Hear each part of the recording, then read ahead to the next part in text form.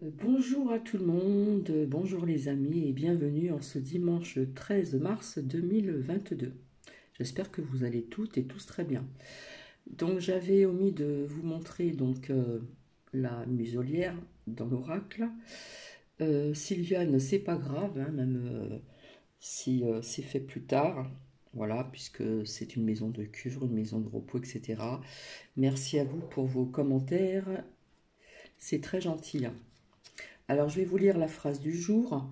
La sensibilité aux nuances de la vie est un cadeau, qui peut enrichir autrui.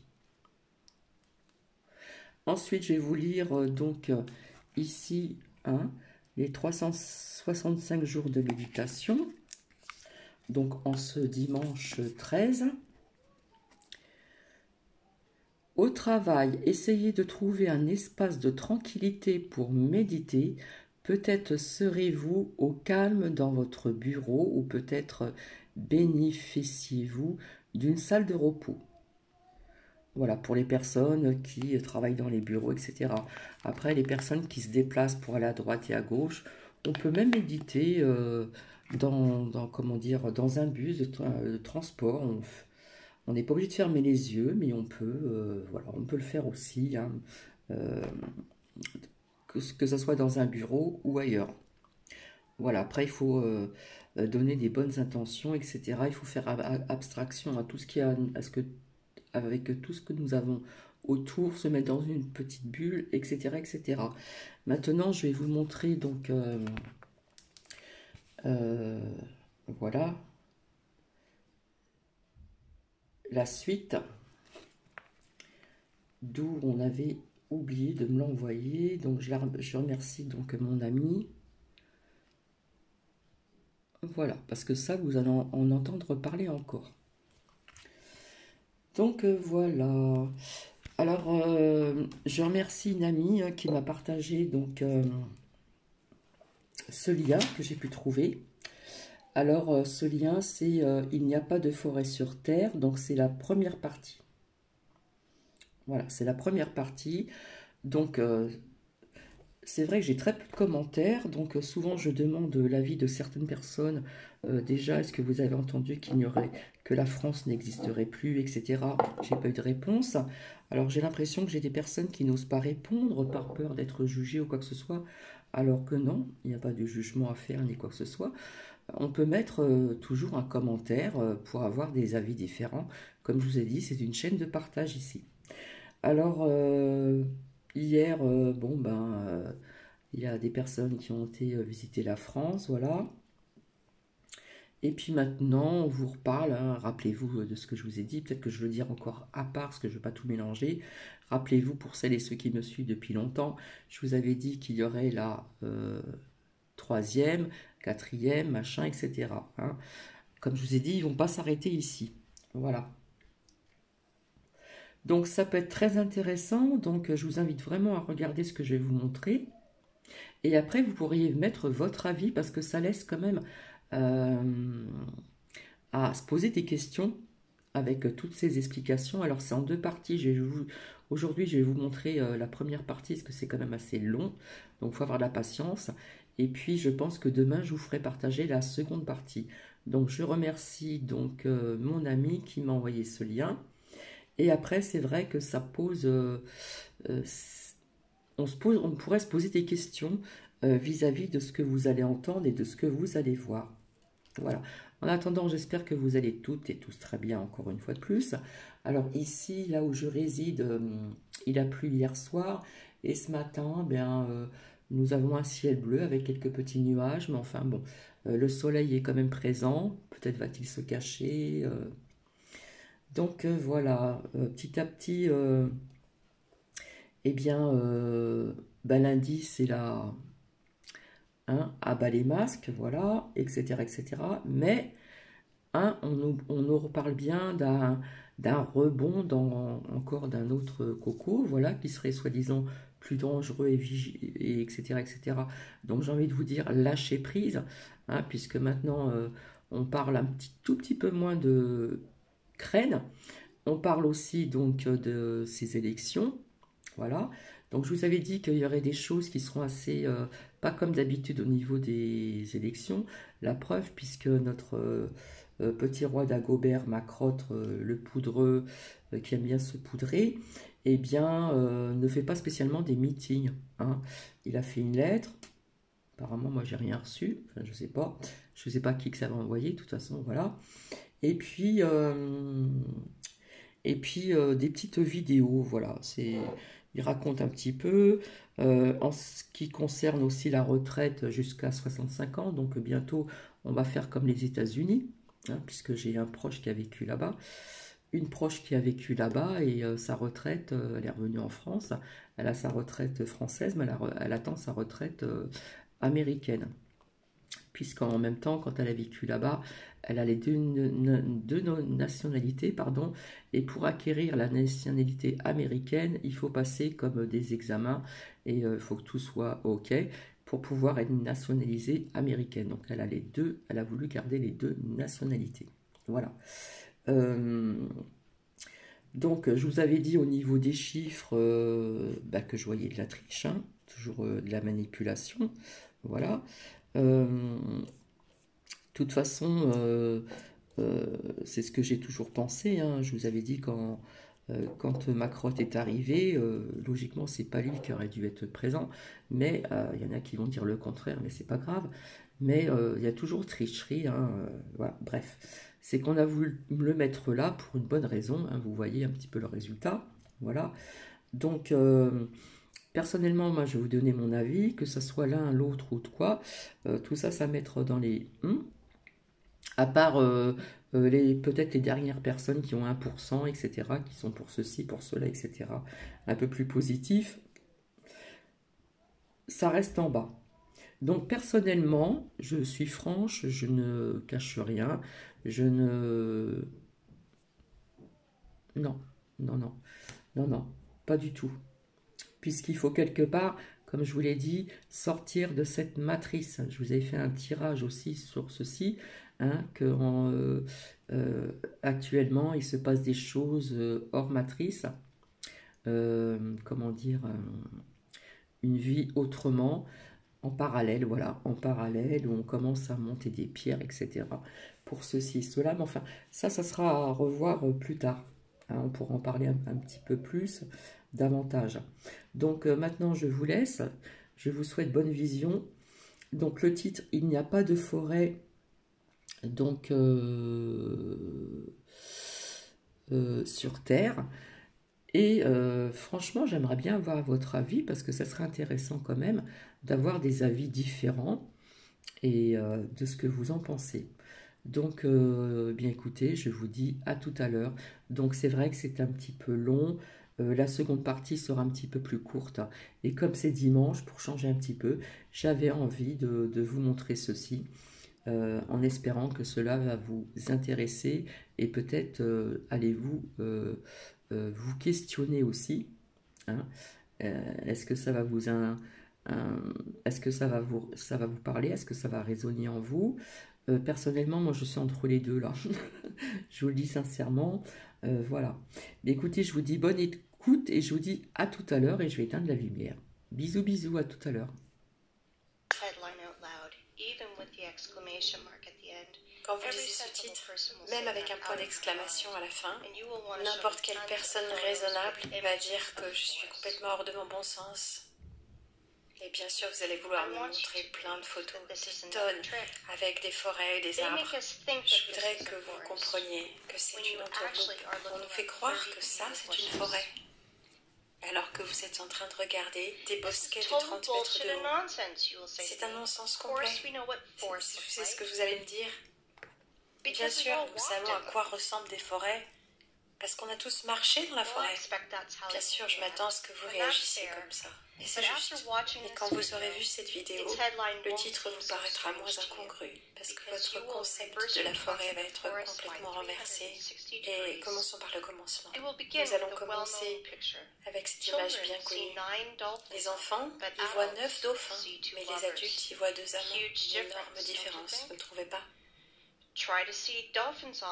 Essayez de voir les 9 dauphins et voyez comme c'est difficile.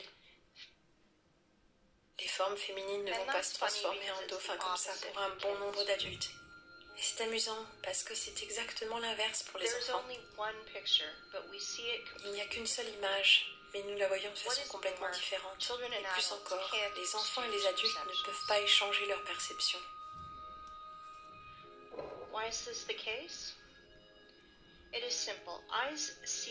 C'est simple. Les yeux voient les choses de la façon dont la matrice les a ordonnées. Mais ce n'est pas le monde réel. Nos yeux nous trahissent avec le temps. Nous avons été aveuglés quand nous étions enfants. Le monde extérieur est vraiment différent. Nous voyons les choses à travers un prisme d'expérience et d'habitude. Et ce prisme distord tout. Complètement. À 30 ans, ce prisme fonctionne pour protéger votre esprit. Il y a 40 ans, vous pourriez devenir fou sans ce prisme. Est-ce que vous trouvez que j'exagère? Regardez cette photo. Moi, j'affirme que c'est une mesa qui s'est formée avec de la lave magmatique lors de la formation de la Terre il y a environ 2 millions d'années. Vous pensez que je suis dérangée? Peut-être c'est vous qui êtes dérangé. Vous allez comprendre bientôt. Nous reviendrons à ce petit bout de gazon plus tard. Maintenant, regardez. Mais parfois, les êtres humains ont même envie de prendre des photos avec les arbres, en train d'essayer d'embrasser un arbre bien trop grand pour leurs bras. Mais pensez-y bien, les vieux arbres sont vraiment très rares. Ils sont enregistrés, ils sont repérés et on les garde dans des réserves comme des mémoriaux de la nature. Il y a une grosse question qui se balade sur Internet. Pourquoi est-ce que les forêts de la Terre, même en Sibérie, n'ont pas plus de 200 ans? Où sont les géants? C'est juste que les gens se posent vraiment la question. Mais je voudrais considérer la question sous un angle différent, du point de vue des pôles de la Terre. Le fait est que même les biologistes soviétiques ont trouvé des choses étranges dans les pôles et des quantités vraiment non naturelles d'eau retenue dans les glaces et la neige. Et il y a un pourcentage presque surnaturel de dioxyde de carbone dans les océans du monde. Cette concentration anormale nous parle vraiment précisément d'un gigantesque incendie à l'échelle planétaire dans le passé. Et en faisant des calculs simples, ces scientifiques sont arrivés à la conclusion que ces feux ont emporté 99% de la biosphère de la Terre. Nous savons tous que les cellules vivantes consistent en hydrogène et en carbone. Donc la glace au pôle est faite principalement d'eau qui provient d'organismes qui ont été brûlés. Et maintenant, s'il vous plaît, considérez ce chiffre, 99%. Ça signifie que tout ce qui croît, rampe, vole, nage et court à la surface de la Terre, à présent, est de 20 000 fois moins important en volume qu'avant cette catastrophe. 20 000 fois.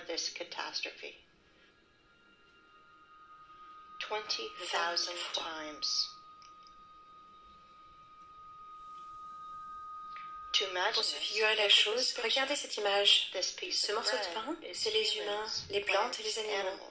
Juste ce minuscule morceau de pain dans cet immense camion de transport qui représente la biosphère humaine. J'espère que vous comprenez que le mythe actuel de la surpopulation est juste une imposture immense et un non-sens à 100%. Mais voilà le problème. Les biologistes ont divisé ce chiffre par la surface des continents, ont uniquement pris en compte dans leurs calculs les terres sèches et pas toute la glace et la neige qui se trouvent sur la Terre. Et il y a d'immenses quantités de neige et de glace.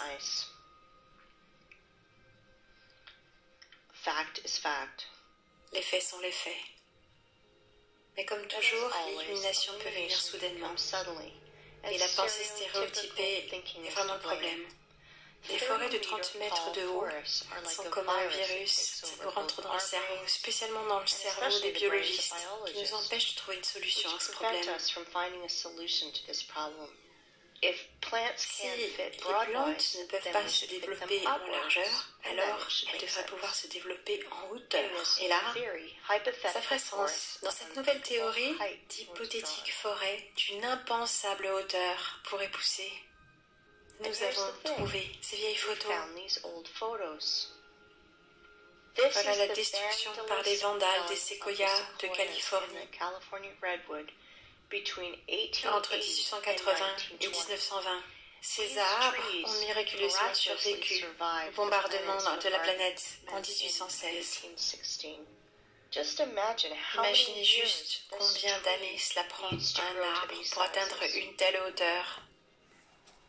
Et ces hommes épouvantables sont arrivés avec des haches et des scies. 1, 2, 3, plus d'arbres. Le diamètre de la souche est 3 fois plus grand que le bûcheron. Examinons cette formule. Pensez-y, vous entrez dans une forêt qui n'a pas 30 mètres de haut, mais 100 mètres.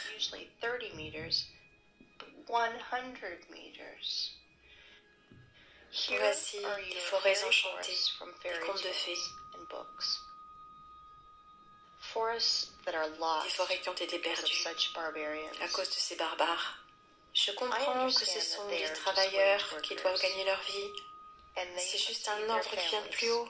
Mais si chacun de ces bûcherons avait refusé de suivre ces ordres criminels, les anciennes forêts auraient été sauvées parce que leurs démons de patrons sont trop arrogants pour le faire de leurs propres mains. Examinez soigneusement cette photo. On dirait des bactéries sataniques qui veulent tuer l'organisme de la forêt. Pour ceux qui pensent que les arbres ont été tués juste à cause du bois, je vais vous dire, les arbres sont des générateurs d'énergie. Ils produisent une électricité constante, de l'oxygène, de la photosynthèse, de la nourriture. Ils ont un système racinaire et un programme pour échanger des données. Nos ancêtres avaient une théorie. Les arbres sont programmés pour garder l'information de tout ce qui se passe sur la planète et les enregistrer dans leur portail d'information, dans leurs fibres de carbone. Je ne sais pas pour quelle raison les séquoias que ces vandales ont laissés vivants se trouvent maintenant entourés d'une haie. On les appelle des sanctuaires de la vie sauvage.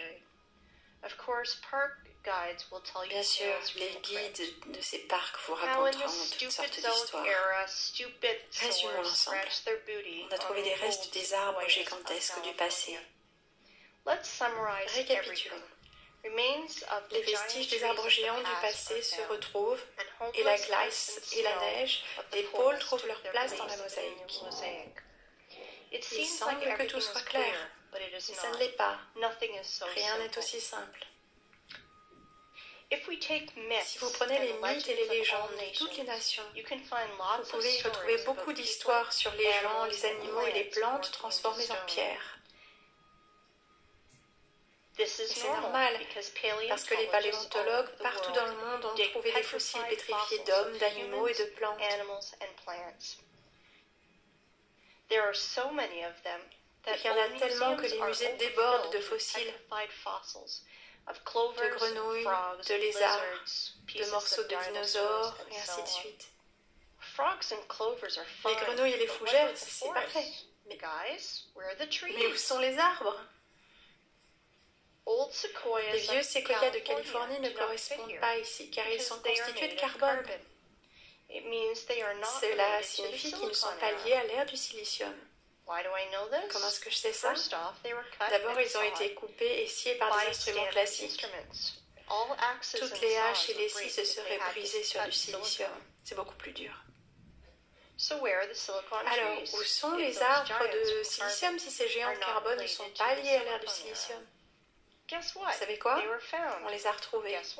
Devinez où? Dans la même Amérique du Nord, en Arizona pour être précis.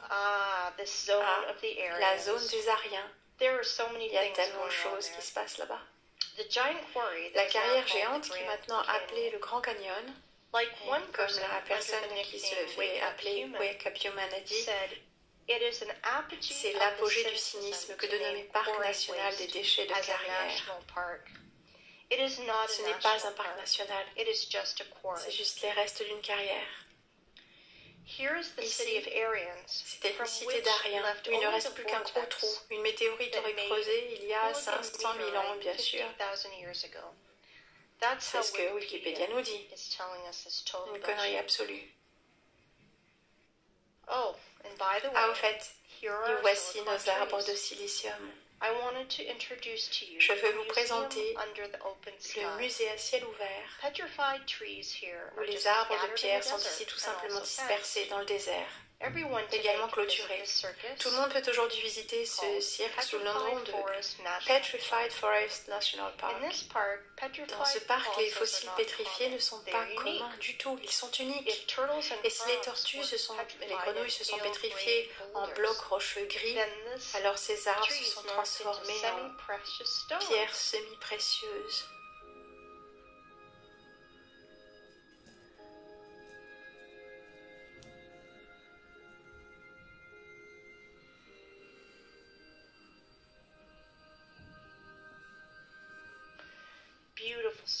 Belle pierre, n'est-ce pas?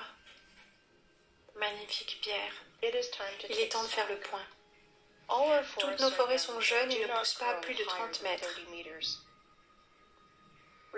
Les vestiges des forêts de contes de fées ont été retrouvés dans la Redwood Forest et les biologistes ont pu replacer la glace et la neige des pôles. Puis nous avons trouvé des fossiles pétrifiés de l'air de silicium et les arbres en pierres semi-précieuses. Maintenant tout va ensemble, hein? Oh non. Dans un monde parfait, tout se tient, mais dans l'enfer dans lequel on vit, rien ne correspond.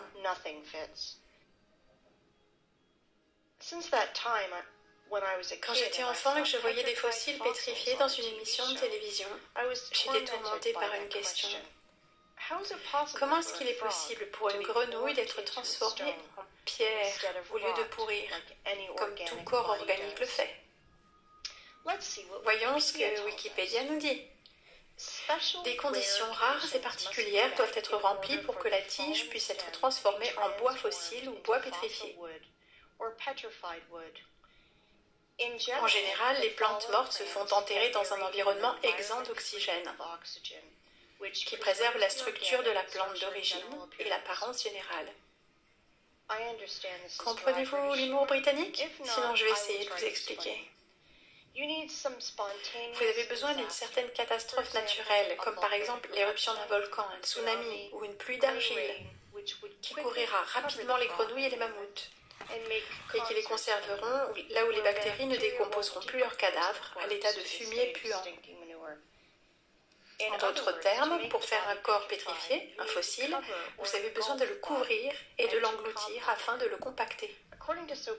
Selon ce que l'on appelle les scientifiques, le tissu était organique et ensuite il s'est miraculeusement transformé en silicium, SiO2. Rappelez-vous cette formule.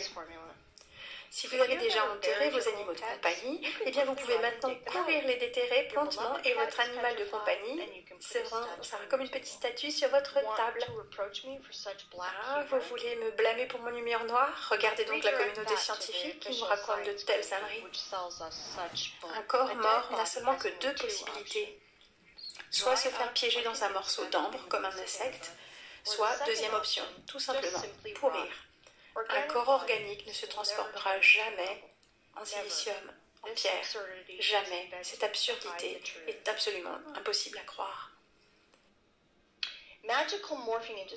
La transformation magique de l'organique à la roche est une chose, mais transformer du bois en pierre semi-précieuse, c'en est une autre. C'est là où les mensonges et l'ignorance deviennent incontrôlables. Dites-moi comment des morceaux de bois peuvent se transformer en pierres précieuses. Pas de réponse? Moi j'en ai une, mais nous discuterons de ça un petit peu plus tard. Pour l'instant, analysons ces gemmes. Je ne sais pas vous, mais il y a 3 points qui me chiffonnent. Tout d'abord, selon l'histoire officielle, ces arbres sont donc abattus dans une lutte inégale contre des volcans. Attention, maintenant vous comprenez, il y a 225-500 ans, notre planète était si magnifique, si fantastique. Mais attendez, et mieux que Cameron et son film Avatar, pas seulement brûlé dans le feu de l'enfer, pas seulement pourri dans le sol humide, mais au contraire de toutes les lois de la physique, la biologie et la chimie, cela s'est juste transformé en pierre précieuse. Mais ce n'est pas tout. Les arbres ne sont pas cassés. Les arbres sont sciés et mis en pièces, en tronçons. Eh bien, je voudrais bien connaître la marque des outils que les Indiens aborigènes utilisaient pour faire ça, car ça m'intéresse. Je plaisante, bien sûr, mais la conclusion, c'est que ce n'est pas un musée, mais bien une scène de théâtre, à ciel ouvert, où les arbres ont été sciés et amenés ici par quelqu'un. Vous savez, il n'y a qu'un parfait imbécile qui pourrait croire à la transformation des arbres en pierres précieuses. Dans quel but est-ce qu'ils ont fait tout ce cirque? Pourquoi avoir dispersé ces formes de vie en silice?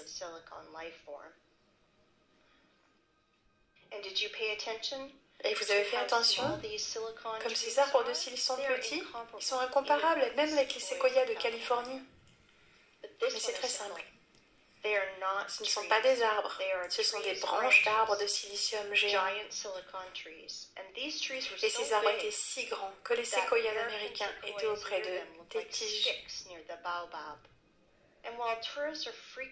Et tandis que les touristes sont ébahis devant ces gemmes précieuses, personne ne fait vraiment attention à l'arrière-plan, car tout est caché à la vue de tous. Pour comprendre ce que je veux vraiment vous dire, nous allons revenir à notre photo préférée de cette petite parcelle. Et je vais vous demander, qu'est-ce que vous voyez? Une souche d'arbre dans les marguerites? Mais moi je continue de prétendre que c'est une mesa, qui a été formée à partir d'une formation magmatique des profondeurs de la Terre il y a environ 200 millions d'années. Vous ne me croyez pas? Et maintenant, permettez-moi de vous présenter. Ceci est la tour du diable, Mesa, aussi appelée l'acolite, qui aurait été formée à partir d'une fonte magmatique des profondeurs de la Terre il y a environ 200 millions d'années. Du moins, c'est ce que Wikipédia nous dit. Et des milliards de personnes vont le croire, que ce sont des messas, des lacolites ou des montagnes. Vraiment? Rapprochons-nous de notre souche d'arbre pour regarder de plus près ces fantastiques, inexplicables colonnes. Allons voir ce que Wikipédia nous raconte encore. Roches internes formées par le refroidissement et la solidification du magma ou de la lave. Vraiment? Quelle lave incroyable et intelligente qui s'est juste immobilisée en de parfaites colonnes hexagonales de 300 mètres de haut.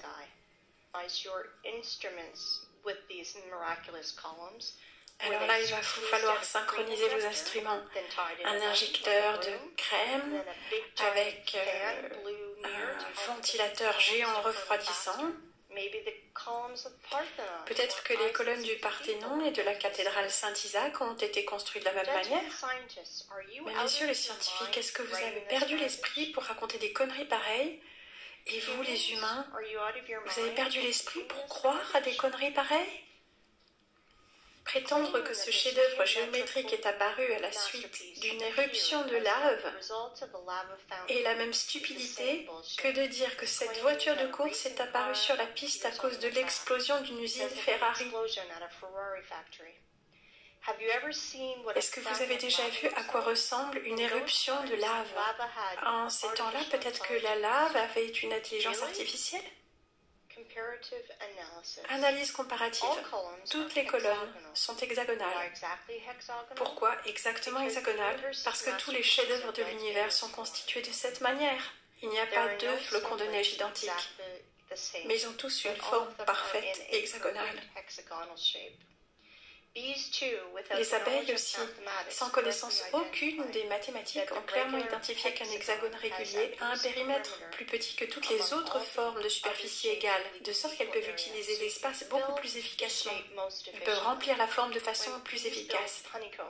Lorsque les abeilles construisent des alvéoles, elles essayent instinctivement de les rendre les plus spacieux possibles et d'économiser le plus de cire possible. La forme hexagonale est la figure la plus économique et efficace pour la construction d'alvéoles. Les moutons aveugles ne peuvent pas comprendre que notre univers est fractal et que c'est pourquoi il n'y a pas de différence à l'étudier à des échelles différentes, que ce soit à l'échelle d'une montagne ou à l'échelle de l'arbre à votre fenêtre. Et maintenant, ouvrons donc un manuel de botanique. Nous allons chercher la structure d'une plante et la comparer avec notre souche géante. Nous n'irons pas creuser très loin, juste des faits qui nous semblent évidents en comparaison avec la photo de la souche. De ce fait, il sera tout à fait inutile d'essayer d'argumenter contre ces faits. Je veux vous présenter la section transversale d'une tige de lin. Bien, messieurs les biologistes, avez-vous remarqué quoi que ce soit? Non? Regardez. Au centre, on voit bien la ressemblance avec les alvéoles. Waouh, ils sont tous hexagonaux. Eh bien, quelle coïncidence! Si on enlève la peau autour de cette tige, et donc l'écorce de notre souche, c'est tout à fait ressemblant. Regardez les petites roches autour de lui et devinez quoi? Le lin ressemble exactement à notre souche. Ils ont vraiment l'air identiques. Exactement. Les fibres de la souche, comme les fibres de la tige de lin, ont une forme hexagonale qui préserve parfaitement sa géométrie tout le long du tronc. Et tout cela sur plus de 384 mètres de haut. Je veux que vous fassiez attention à une chose. Les fibres de la souche sont de la même structure dans leurs proportions que la tige de lin dans le manuel de botanique. Il n'y a pas de différence entre les fibres tout au long, l'un par rapport à l'autre. C'est un tas de sections hexagonales, comme après être sorti d'une usine à la minoire. Les fibres ne sont pas attachées entre elles et quand elles s'effritent, elles tombent, comme l'érosion de la pierre se fait.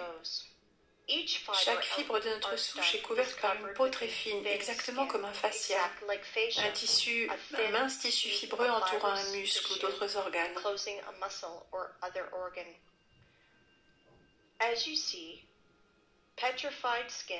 Comme vous le voyez, la peau pétrifiée en contact avec le vent et l'humidité se fissure et s'effrite et tombe. C'est une preuve directe et évidente que les fibres de la souche sont composées d'au moins deux composants, placés l'un dans l'autre. Les fibres ne vont pas dans le sol verticalement. Elles vont progressivement se courber et se transformer en un système de racines, comme font les arbres. Comme vous pouvez le voir, l'histoire officielle d'une solidification spontanée et accidentelle de la lave, c'est de la connerie à 100%. Et ça tombe à l'eau très rapidement.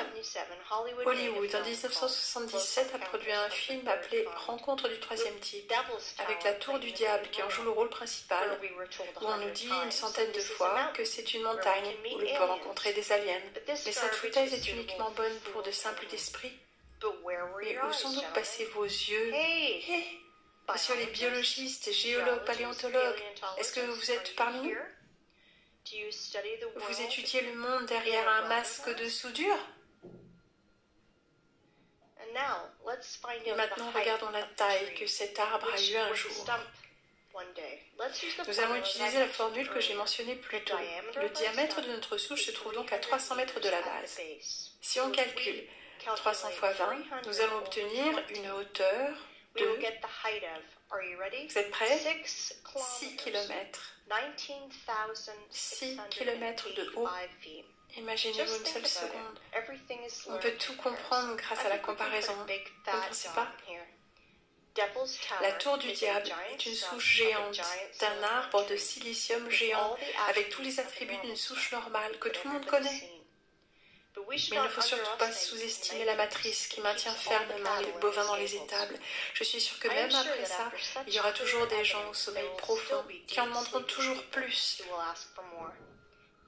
Si vous pensez que ce sont là les seuls arguments que j'ai, je vais très certainement vous décevoir, parce que j'ai encore beaucoup d'atouts dans ma manche, et je vais profiter de chaque instant où je les jetterai sur la table. Bon, nous avons fait le tour d'à peu près tout sur cette souche. Passons à une autre. Oui, oui, vous pensiez que c'était la seule. Vous avez seulement besoin d'enlever vos œillères et vous en verrez tellement d'autres. Permettez-moi de vous présenter la chaussée des géants en Irlande. Vous avez remarqué quelque chose de familier? Jetez un œil de plus près encore. Des colonnes hexagonales. Waouh! Si vous n'avez pas remarqué les similitudes avec les fibres de la tour du diable, alors vous devez vraiment être aveugle. C'est la même souche géante, mais maintenant elle se trouve presque au ras du sol. Cet arbre a directement grandi sur la grève. La chaussée des géants se compose de près de 40 000 colonnes avec de telles proportions géométriques que toutes les abeilles du monde en seraient jalouses. Bien sûr, tous les scientifiques à-dessous ont déclaré que c'était une réserve naturelle nationale. C'est vraiment l'apogée du cynisme que de nommer parc national une carrière de déchets. En quoi est-ce que c'est une carrière? Je vous le dirai un petit peu plus tard. Mais devinez quel genre de bêlement la science officielle nous raconte sur cette souche irlandaise? La chaussée des géants est composée d'environ 40 000 colonnes de basalte, qui est le résultat d'une ancienne éruption volcanique. Une éruption volcanique. S'il vous plaît, dites-moi comment rester calme et ne pas entrer en éruption volcanique de jurons en pointant du doigt la communauté scientifique. C'est difficile, très difficile, mais je vais essayer, de sorte que nos ennemis n'aient pas ce qu'ils désirent de nous. Je n'ai qu'une question. Pourquoi est-ce qu'on ne déclare pas que les nids d'abeilles sont le résultat d'une éruption volcanique? Parce qu'ils ne sont pas du tout différents dans leur structure. Pas du tout. Non moins étrange, c'est pourquoi les carreaux de trottoir dans la rue ne sont pas issus d'une éruption volcanique. Montrez-moi une seule différence. Maintenant, je vous propose de revenir à la chaussée des géants et les comparer, mais cette fois avec de la vraie lave. Est-ce que vous vous rappelez comment éclate la lave et comment elle se solidifie? Et voilà. À gauche, la chaussée des géants. À droite, une solidification de lave.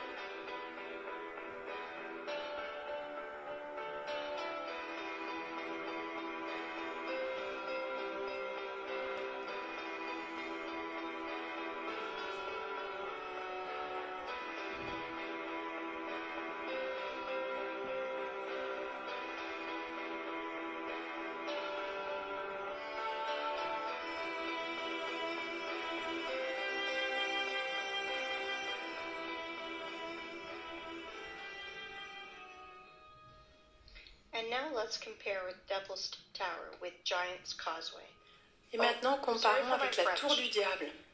Je veux dire, comparons une souche d'arbre en silicium avec une autre souche d'arbre en silicium. Quelqu'un croit-il encore à la fontaine de lave? Si je n'en savais pas tant sur les arbres géants de silice, je préférais plutôt croire à l'injecteur géant et à la crème et au ventilateur qu'à un fichu volcan. Si vous pensez que ces deux arbres de silicium géants sont les seuls, je veux vous montrer que vous vous trompez. Il y en a des tas d'autres sur la planète. Et ce qui est drôle, c'est que les gens normaux ne réalisent pas du tout que ce sont des souches. Mais la science officielle a sérieusement réalisé qu'il fallait trouver un moyen de cacher ces arbres aux gens qui poseraient trop de questions. Ils ont inventé un nom génial pour ça. les falaises de basalte. Je veux que vous fassiez attention à ces deux images, où les fibres pendent du plafond. Comment peut-on expliquer cela avec la version volcanique? La lave ruisselait, dégoulinait encore, mais ces gouttes ne touchèrent jamais le sol. Et certaines d'entre elles sont restées coincées, tandis que d'autres ont réussi à se frayer un chemin presque jusqu'au sol. Regardez cette photo. C'est juste une photo normale avec cette fille. Et c'est bien. Mais la seule chose dont elle ne se rend pas compte, c'est qu'elle est assise au pied d'une souche d'arbre géant de silicium. Toutes les preuves sont là, mais le prisme de la matrice ne nous permettra pas de voir les 9 dauphins. Il y a des tonnes de souches de silicium dans le monde que l'on peut retrouver sur le net. Nous avançons donc. Je veux vous présenter un miracle hexagonal de la nature sur Terre, de plus, d'une nature en silicium. Voici donc le plus grand lac salé du monde, Salar de Uyuni, en Bolivie. Comme vous le voyez, les manuels scolaires et les émissions de TV dans le genre de Discovery Channel ne vous ont pas tout dit. Comme fait précédemment, nous allons voir ce que Wikipédia peut nous apprendre sur ces hexagones. Mais le problème, c'est que Wiki ne mentionne rien au sujet de la structure hexagonale de ce lac. Tout est silencieux, comme un poisson, comme s'il n'y en avait pas. Mais ils sont là, absolument. Vous ne croirez pas, mais le silence établi n'est pas seulement sur Wikipédia. Après des heures de recherche, je n'ai absolument rien trouvé sur ces structures. Et le seul endroit où j'ai trouvé une phrase, c'était pour dire « Regardez comme c'est intéressant la façon dont le sol a séché et craqué avec le sel et le soleil. » Et là, ça m'a stupéfiée. Tout d'abord, sous les rayons du soleil, la surface se craquelle comme ceci. Mais pas en une forme hexagonale, tel un nid d'abeille. Deuxièmement, les fissures se creusent la surface, mais ici, c'est l'opposé.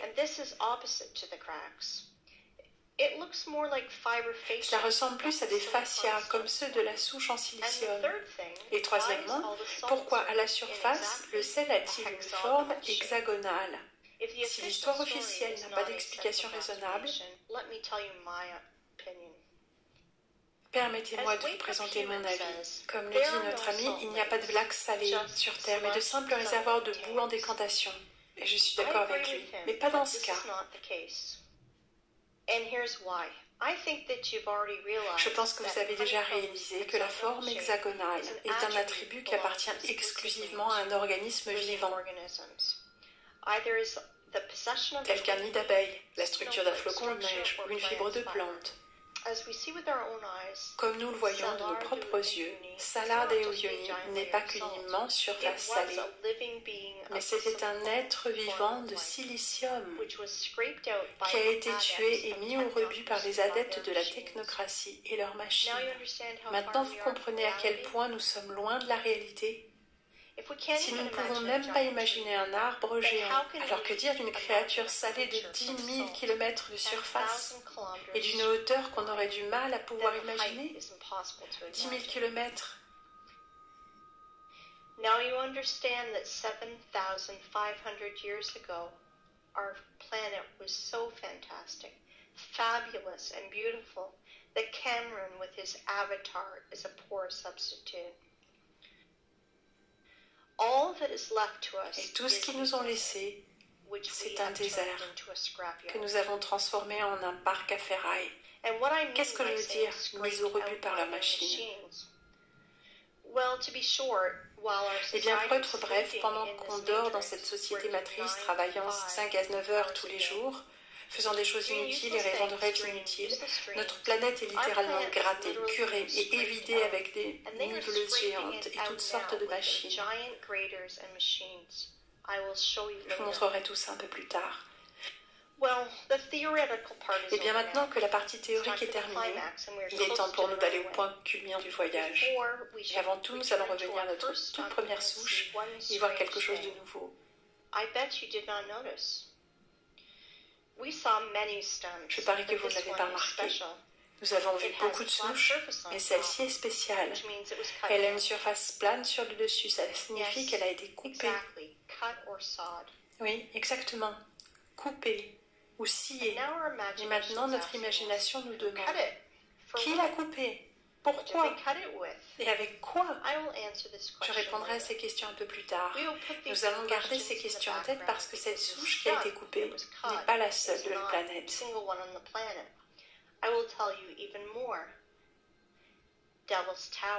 Je vais même vous dire, la tour du diable est petite par rapport aux autres.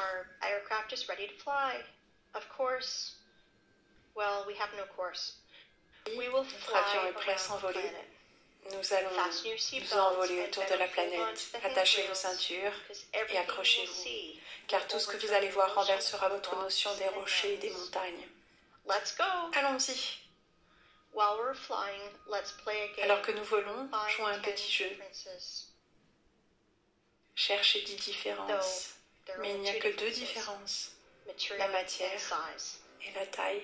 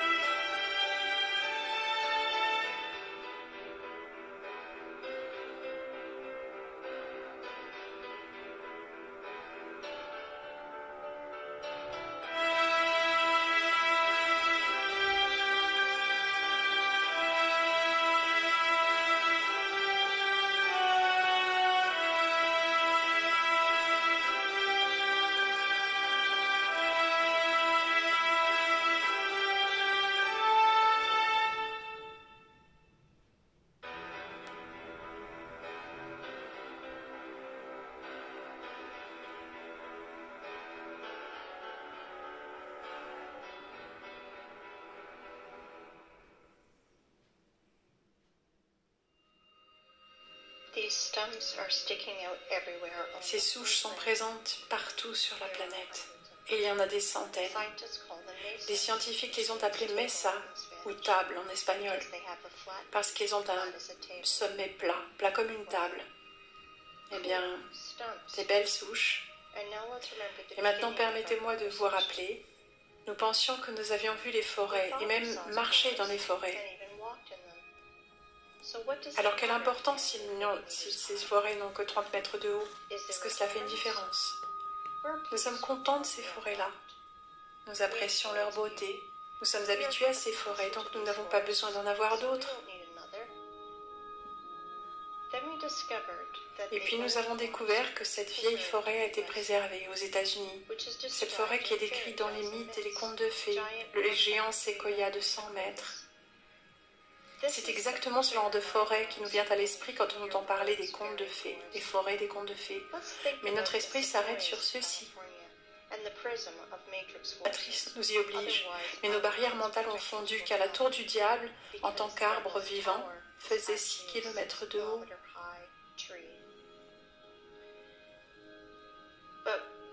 Mais ensuite nous avons réalisé que la tour du diable était une jeune plante en comparaison des autres arbres géants de notre planète. Par exemple, la montagne à Cape Town en Afrique du Sud est vraiment impressionnante. Ce plateau fait 3 km de diamètre. Si nous multiplions, nous aurions un arbre de 60 km de haut. Vous vous êtes demandé quelle taille auraient ces branches? Sur une seule de ces branches, vous pourriez facilement construire un énorme quartier résidentiel avec tous les centres commerciaux, les écoles, les parcs. Imaginez un seul instant à quel point c'était immense.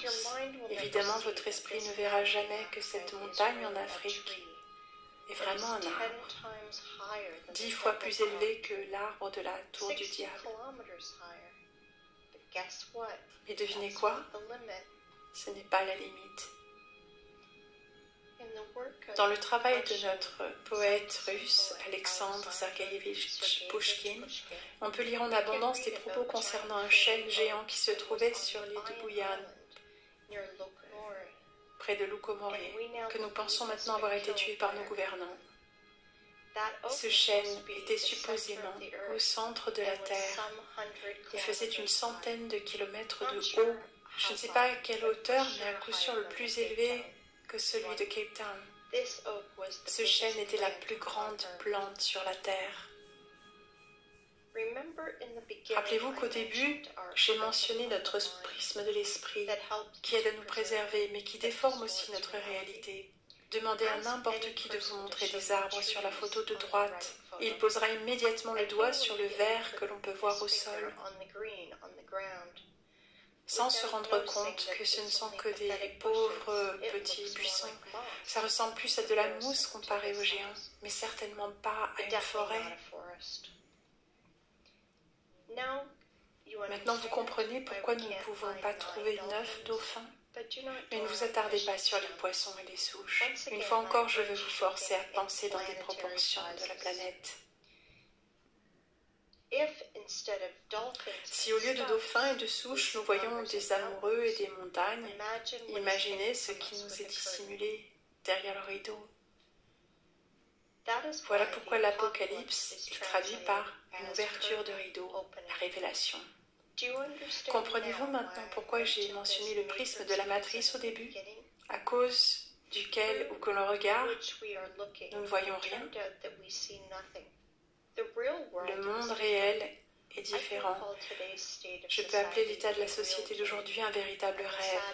Ce qui est triste, c'est que ce n'est pas au sens figuré. Vous savez, dans la langue russe, le mot arbre est orthographié Derevo.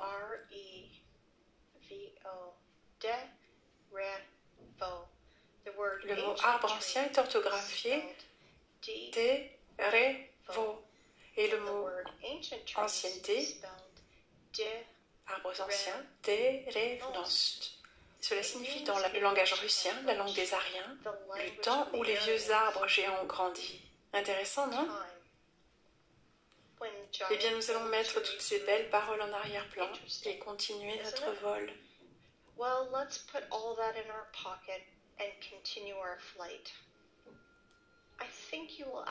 Je pense que vous allez me demander, peut-être est-il temps de poser ces questions? Qui a coupé les forêts? Pourquoi? Avec quoi? Non, il est trop tôt. Nous savons que toute la surface de la planète a été couverte par de la végétation géante. Donc nous pouvons nous demander où sont passées toutes ces forêts.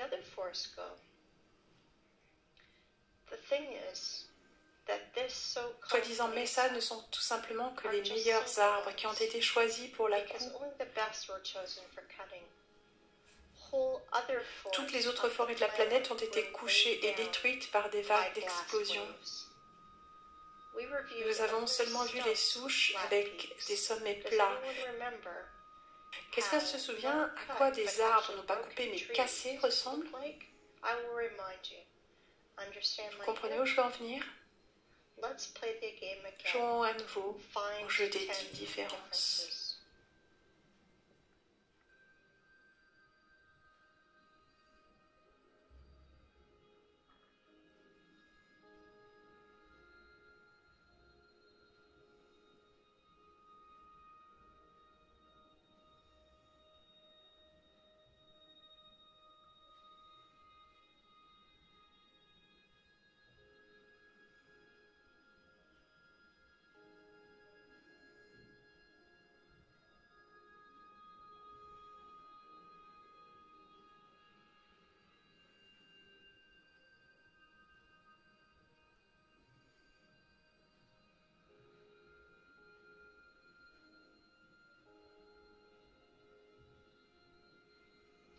I think you understood the meaning of my words. So I want you to look at the highest stumps of our planet. They were mined like a quarry and were broke by blasts. For example, the tree Everest.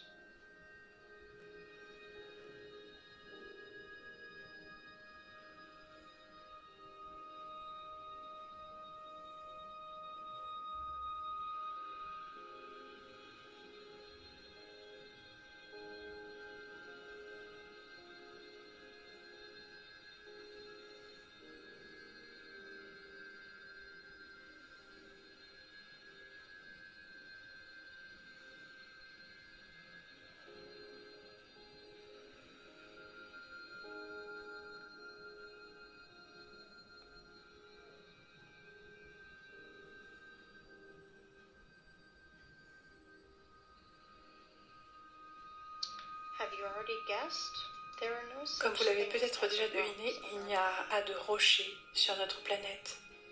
Ce sont tous des morceaux de troncs brisés. Vous pouvez regarder des millions de photos, mais la seule chose que vous verrez, ce sont les restes de notre véritable environnement.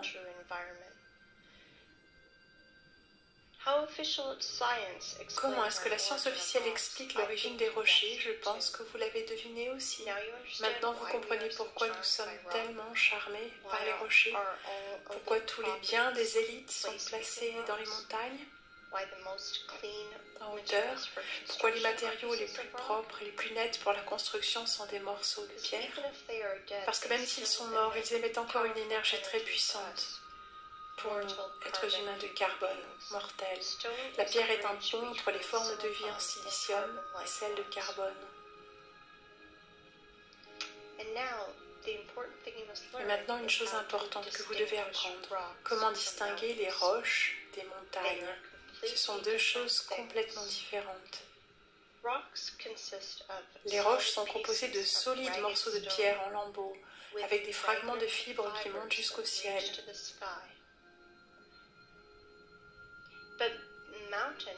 Mais la montagne, c'est juste un tas de déchets en vrac qui ont été portés par des machines géantes. Il y a une forme de cône presque parfaite. C'est une structure en vrac. Parfois, ces piles ont des déchets chimiques à l'intérieur. Ces déchets parfois réagissent les uns avec les autres et parfois ils brûlent tout, mais d'autres fois ils explosent. Et puis les abrutis en blouse blanche s'exclament qu'ils ont trouvé un nouveau volcan. Ils vont immédiatement raconter des histoires. Comment, il y a 200 millions d'années, ce volcan forma ses souches de silicium. On explique l'origine des dalles de trottoir de nos rues à la suite d'une ancienne éruption volcanique.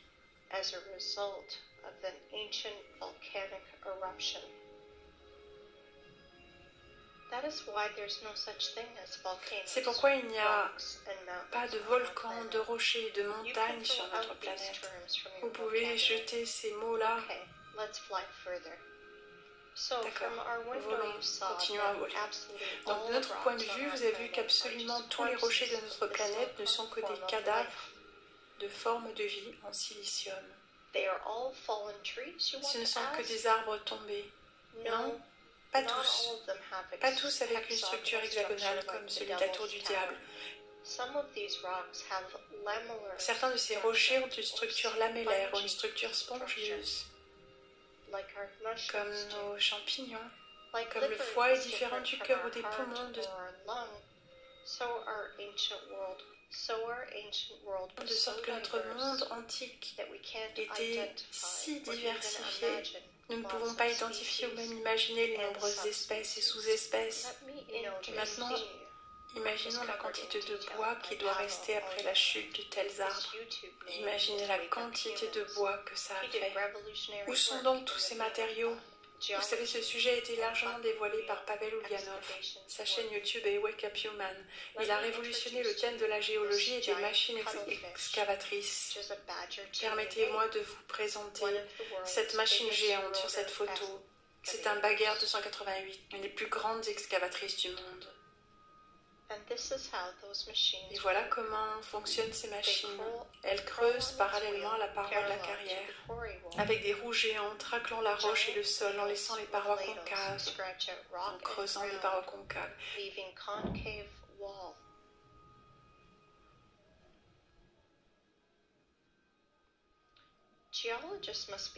Les géologues doivent être hypnotisés alors qu'ils sont étudiants, sinon pourquoi ils appelleraient cette carrière de déchets miracle de la nature?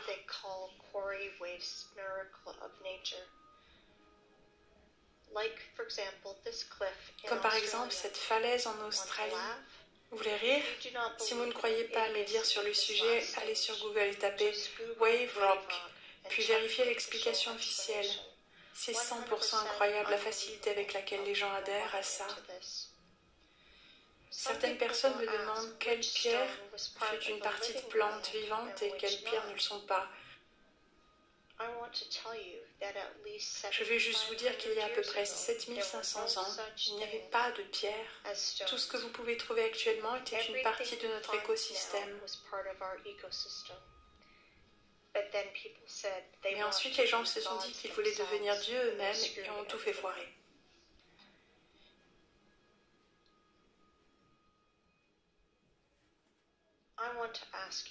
Je voudrais vous demander, ouvrez vos esprits.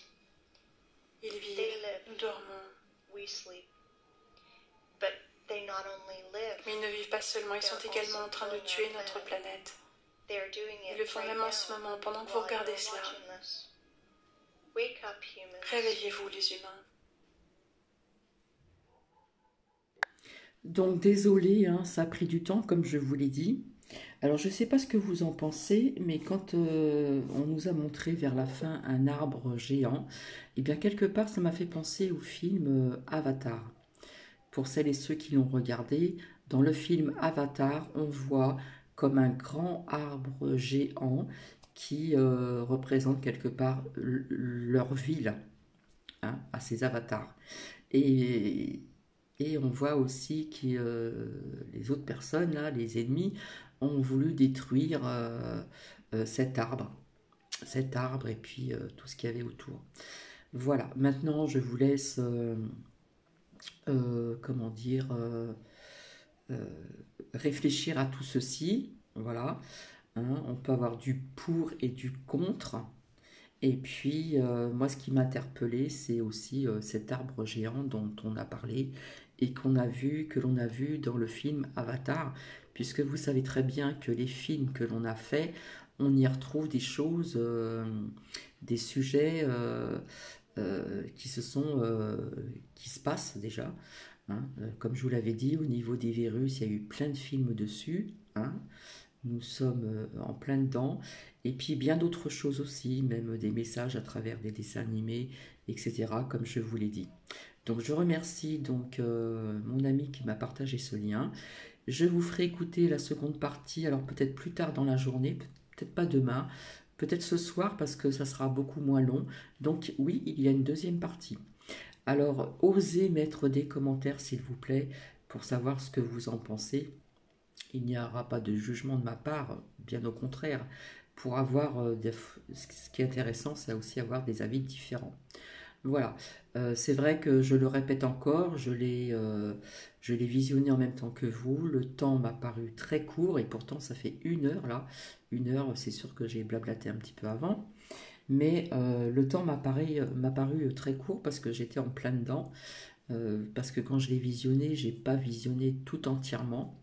Donc j'ai découvert aussi, comme vous, certaines choses qui peuvent être intéressantes. Voilà. Euh, et bien écoutez, je vais vous laisser. Je vous dis à plus tard pour la seconde partie qui sera beaucoup plus courte. Je vous fais plein de bisous et je vous dis à très vite. Bisous, bisous.